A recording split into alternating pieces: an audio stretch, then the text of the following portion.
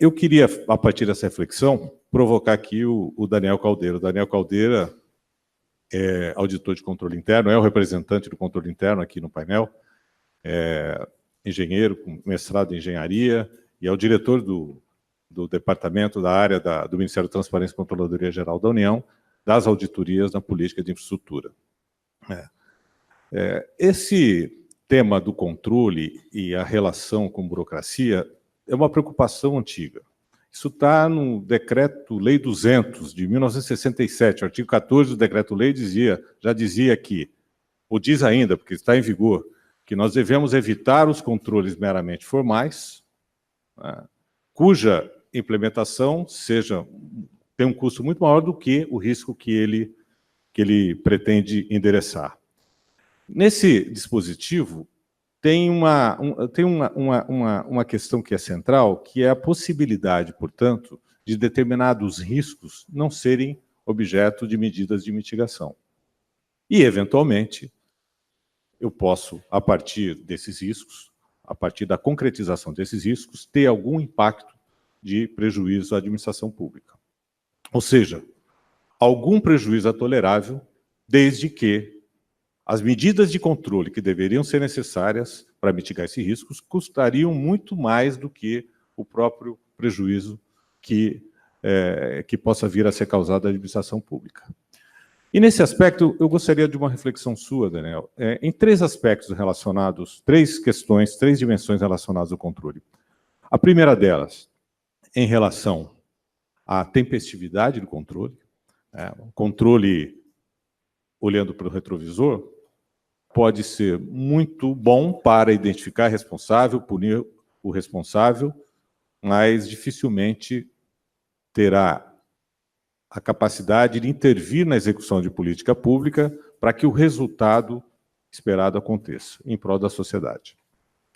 A segunda dimensão do controle está relacionada ao volume do controle, ou seja, se nós vivemos aqui um hipercontrole no Brasil, que destoa da capacidade de resposta da própria administração pública, considerando que você não pode enxergar o controle individualizadamente, o controle exercido pela CGU, pelo Tribunal de Contas, pelo Ministério Público.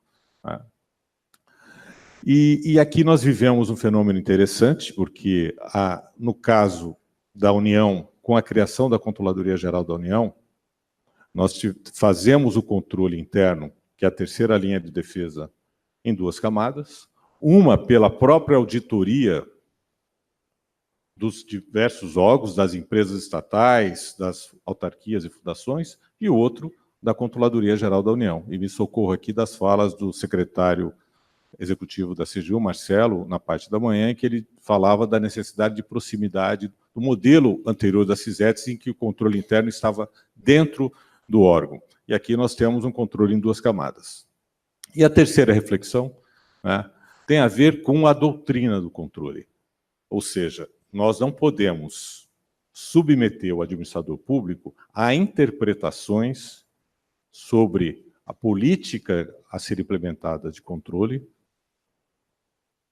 dentro do próprio órgão, mas também entre os diversos agentes de controle, por exemplo, a Controladoria Geral da União e o Tribunal de Contas da União. Ou seja, que nós tenhamos um alinhamento doutrinário sobre qual modelo de controle pretendemos implementar. E nessas reflexões, é importante dizer que, apesar de tudo isso, nós falhamos na administração pública federal. O depoimento do presidente da Petrobras na parte da manhã deixa muito claro que houve uma falha sistêmica do aparato de controle e que precisa ser corrigida. Esse reconhecimento é importante para que nós possamos construir um modelo mais robusto, não sob a ótica de volume ou de capacidade de responsabilização, mas sob a ótica de se antecipar a um movimento que possa colocar em risco a integridade das companhias brasileiras, das estatais brasileiras e a própria administração pública. Então, gostaria de te ouvir sobre esses aspectos, por favor. Alô, boa tarde. Obrigado, Dr. Valdir, pela introdução. enfim, fazer um agradecimento aqui à doutora Grace, que nós estamos trabalhando com a quantidade significativa já, algumas dezenas, né, de acordos de leniência, isso é importante destacar, uma parceria extremamente ombreada, sem vaidades ou necessidade de protagonismo em relação ao tema. Dr. Daiello, que citou nossa participação em operações especiais, eu quero destacar que temos 326 operações especiais realizadas com a Polícia Federal, e aproximadamente 70% delas foram executadas sob a direção do Dr. Daiello. Isso muito nos orgulha, destacando, inclusive, que nenhuma dessas operações que nós participamos houve vazamento de informação. Isso é muito significativo para a nossa instituição. E, por fim, doutor Valdir, que foi ministro da CGU e também ministro do Planejamento. Bom, eu vou começar a tentar responder suas perguntas a partir de um contexto de uma frase do colega Bruno, de um termo do colega Bruno Cunha, do IPEA. Ele definiu o termo regulocratas, em relação à análise que ele estava fazendo em relação às agências reguladoras e a participação das mesmas nas políticas reguladas por elas. E a partir desse termo, a gente construiu internamente o termo controlocrata, que é exatamente aquilo que a gente não deseja ser, doutor Valdir. Nós precisamos ter uma atuação cada vez mais assertiva em relação àquela que é a premissa básica do controle. A dimensão controle, ela existe de maneira simples para retroalimentar o processo de planejamento. Nada mais, nada menos que o ciclo PDCA. Então, a função do controle, ela tem que ser uma função eminentemente orientativa, uma função eminentemente preventiva, indutora e fomentadora dos gestores. Essa é a linha mestra que nos guia em relação ao todo e qualquer trabalho que nós executamos. Por vezes, de fato, como já foi destacado aqui, temos trabalhos numa linha mais ostensiva e repressiva, né? Mas faz parte também, exatamente ao contexto ambidestro da CGU. Mas, dito isso, também é importante ressaltar uma premissa básica de trabalho da CGU, como entidade que tem a oportunidade única de observar todas as pastas, praticamente todas as pastas exploradas, com exceção daquelas já citadas pelo nosso secretário executivo, Defesa, Presidência da República e MRE, que é o aspecto de contribuir para a tomada de decisão estratégica. Então, tudo aquilo que não é, de fato, importante, a gente tem que fazer uma própria avaliação interna para atuar naquilo que, de fato, vai fazer diferença para o gestor. Sobre uma ótica de melhoria de políticas públicas, melhoria de redesenhos institucionais, visando também, inclusive, aspectos de competitividade e produtividade. Haja vista, também é importante destacar, o pleito do Brasil de ingresso na OCDE. Então, o controle ele tem que estar inserido dentro desse contexto de contribuir, sendo uma solução de maneira propositiva para as questões que são enfrentadas pelos gestores do dia a dia. Bom, dito isso, eu quero também destacar que algumas iniciativas que materializam tudo aquilo que eu estou falando. Por exemplo, uma participação junto com o Ministério do Planejamento, o ministro esteve hoje pela manhã aqui, nós estamos construindo juntamente com Casa Civil, o Ministério do Planejamento e o próprio IPEA, os guias e manuais, né, de avaliação ex ante de políticas públicas, justamente tentando, de fato, agregar valor naquele momento mais determinante do processo, para que o desenho da política já saia bem delineado. O manual ex post, que está no forno, e o manual de governança, né, que são duas outras ações que a gente busca fazer com que seja um ferramental adequado para os bons gestores. Outro aspecto também que a gente não pode deixar de frisar nesse contexto é que o controle ele está passando e passou por uma série de mudanças ao longo dos tempos das gerações.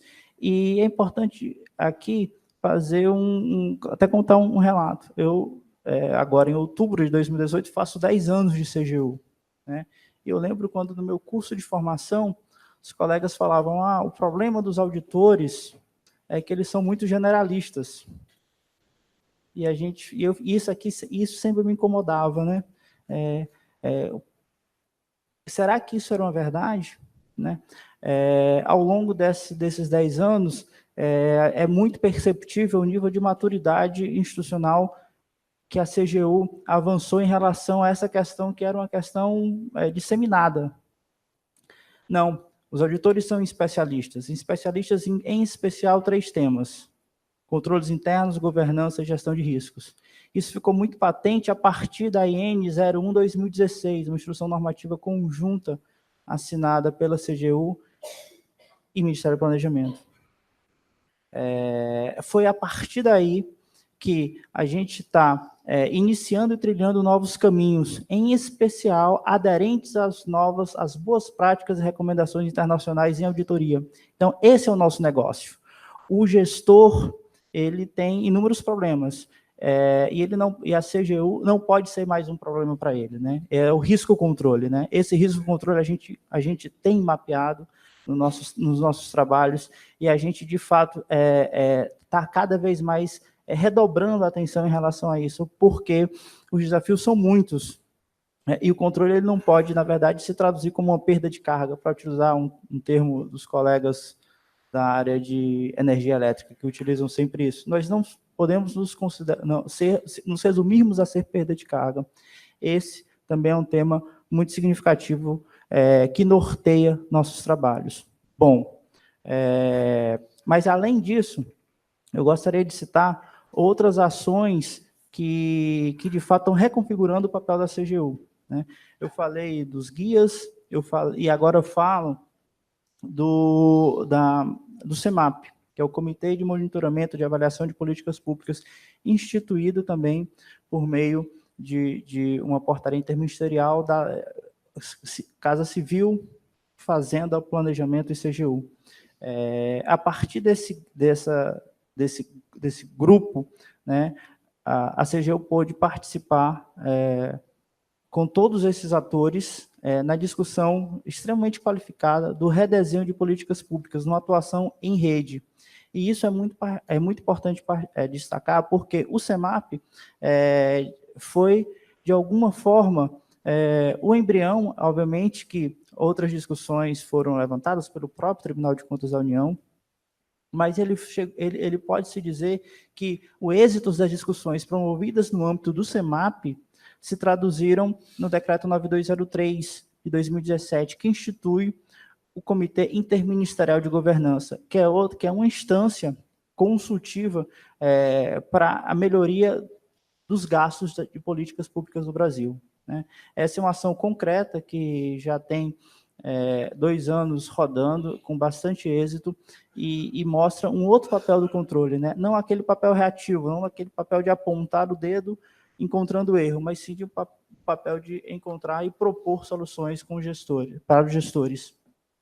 Bom, além disso, é importante destacar, porque eu acho que esses exemplos ancoram e materializam tudo aquilo que a gente está fazendo no nosso dia a dia, né? O CEMAIS, que é outro comitê que está sendo montado, o decreto, ele já está no CIDOR, praticamente pronto para ser assinado pelo presidente. Ele vai ser formatado nas mesmas bases do CEMAP, no entanto, com um viés para as renúncias fiscais e tributárias. A gente está falando algo em torno de 240 bilhões de reais por ano, que é o universo nosso de renúncias. Então, isso é algo que realmente deve fazer uma diferença muito grande, essa atuação concertada e harmônica do centro de governo em relação a renúncias. Bom, fora isso, também destaco que, e aqui foi muito bem pontuado pelo representante da Associação Nacional dos Municípios, a questão que a gente conceitualmente define como capacidade institucional, né, dos 5.570 municípios. A gente tem plena clareza das dificuldades enfrentadas pelos municípios e da baixa capacidade institucional. Inclusive, esse tema é um tema muito, muito destacado por um outro pesquisador do IPEA, o Alexandre Gomide, né, que está também junto conosco, trabalhando redesenhos e atuações. Nesse particular, qual é a nossa proposição? Notadamente na área de infraestrutura, que é uma área que eu tenho um pouco de meu conhecimento, estou à frente agora na CGU.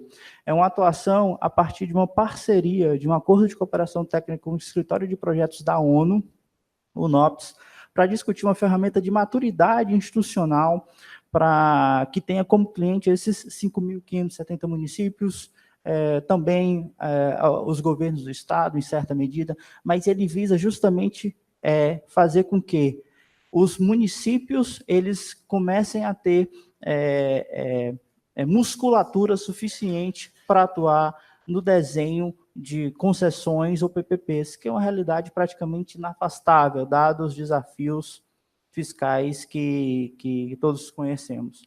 Bom, para finalizar já essa introdução, eu quero destacar também duas outras ações da CGU visando ter uma atuação mais integrada, tanto no Brasil, a partir do CONAS, né, que seria o equivalente da TRICOM, dos sistemas tribunais de contas, mas também, além desta, no âmbito do CONAS, a atuação em relação ao REOG-CI.